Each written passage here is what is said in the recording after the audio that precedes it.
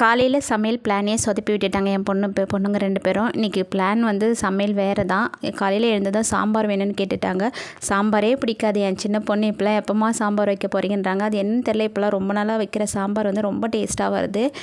முன்னாடி வைக்கிற சாம்பார்லாம் அந்த அளவுக்கு ஸ்பெஷலாக இருக்காது. இப்போலாம் சாம்பார் பொடி ஃப்ரெஷ்ஷாக வறுத்து அரைச்சி போடுறதுனால டேஸ்ட் அட்டகாசமாக இருக்குது.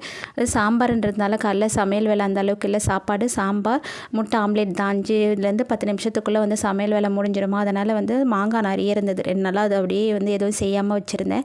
அதனால் ஸ்வீட் மாங்காய் பச்சடி இருக்கு இல்லையா, அதுதான் வந்து செய்யலாம்னு சொல்லிட்டு செஞ்சிருந்தேன். அது ரொம்ப ரொம்ப எனக்கு பிடிக்கும்.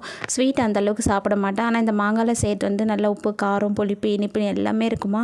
அதனால் எனக்கு அதோட டேஸ்ட் வந்து ரொம்ப பிடிக்கும். அவரைக்காய் பிஞ்சு அவரைக்காய் தண்ணி கூட தெளித்து வேக வைக்கல. மூடி போட்டு 2லேருந்து 3 நிமிஷம் விட்டு வதக்கி விட்டேன். சூப்பராக வந்துடுச்சு. அதிலே முட்டை உடச்சி ஊற்றி சூப்பராக பொரியலும் பண்ணிட்டேன். இன்றைக்கி வந்து வெண்டைக்காய் சாம்பார், அப்புறம் அவரைக்காய் பொரியல் ஹஸ்பண்டுக்காக செஞ்சு கொடுத்துட்டு எப்படா சாப்பிட போகிறேன்னு இருந்தது இந்த ஸ்வீட்டை. பாய்.